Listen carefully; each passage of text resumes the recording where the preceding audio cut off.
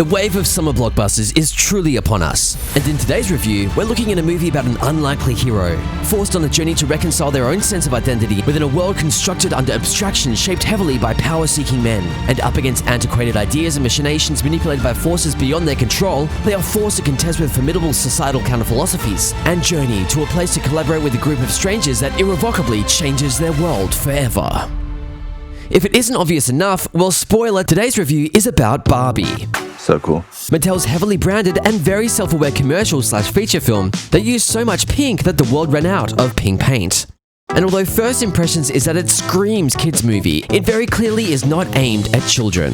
Pre-tweens will likely laugh at the songs, Ryan Gosling's performance as he becomes laughably toxically masculine, and the colourful pink things, but this film, directed by Greta Gerwig and co-written with Noah Baumbach, is about a doll from a completely different era undergoing an existential crisis and trying to find relevancy within the modern 2023 world.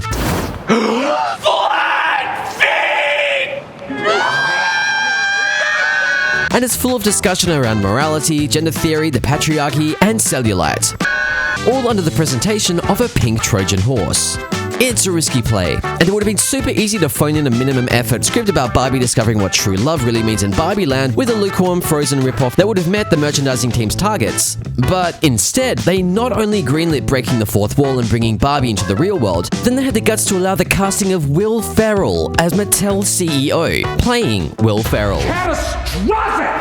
No doubt you have to applaud Mattel for taking this headfirst dive into irony, because it could have gone catastrophic! Thankfully though, it hasn't, and instead you can tell this is a well thought out story, executed with craft and care. And never did I think that a film about a doll that has forever been the epicenter of criticism for basically launching and perpetuating unrealistic feminine beauty standards turn around to break down the nuances of modern feminism, but here we are. And it does a pretty commendable job at it.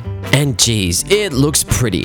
It's so zany and whimsical, from the completely lacking in privacy dreamhouse builds to the practical traveling transitions that look straight ripped from a Wes Anderson special, and even in the real world with a Mattel boardroom filled with old white men. Basically, every aspect of the movie is so colorful and mesmerizing that it's almost impossible to look away. And the casting is absolutely top tier, as you would expect. Margot Robbie, also a producer, performs impossibly well as Stereotypical Barbie, to the point that Helen Mirren calls out in a voiceover when Barbie is having a crisis of confidence, feeling she's not pretty enough, that Margot was probably the wrong person to cast. Not only does Margot look the part, she also has the performance chops to take us on a convincing journey of belonging, reconciliation, and discovery. Here I go.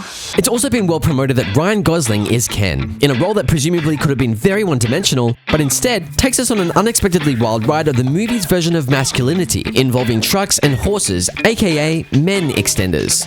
And Ryan goes full ham on it, and it's proof that committing to something hard really works, leaning into the ridiculousness of his plastic personality, and also wrestling with the notion of self-love, identity, and what it means to accept yourself as yourself, understanding that he is in fact, quote, Knuff. In fact, the whole film is basically a huge laugh with a massive supporting cast including Will Ferrell, alongside Simu Liu, Kate McKinnon, Dua Lipa, Michael Cera, and his almost brother John Cena. It looks like Greta had a big pink dress-up party, brought some cameras along, wrote a few ridiculous SNL-level musical numbers, penned a sardonic Adult Swim-esque commercial for Depression Barbie, and threw some light mother-daughter dynamics in there for a little 2023 groundedness. Get in! It's goofy, loud, and obnoxious, but presents with such a defiant take, it's impossible to ignore the effort. Did you bring your rollerblades? I literally go nowhere without them. Then, of course, there is a surprisingly deep level of discussion to be had about what the main objectives of the film actually are. Thematically, in our view, things get a little bit muddled towards the end with a Pinocchio thread that doesn't really get explained and properly closed, but only because everything else checks out so well.